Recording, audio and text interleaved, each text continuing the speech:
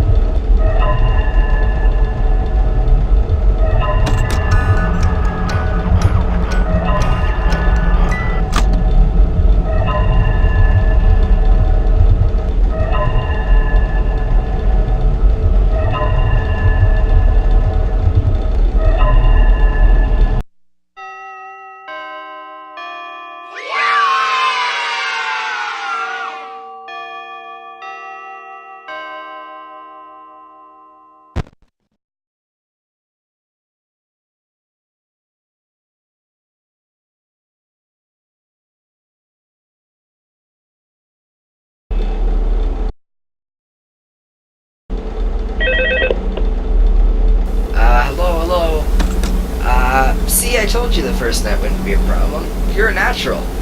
But now I'm sure you've noticed the older models sitting in the back room. Those are from the previous location. We just use them for parts now.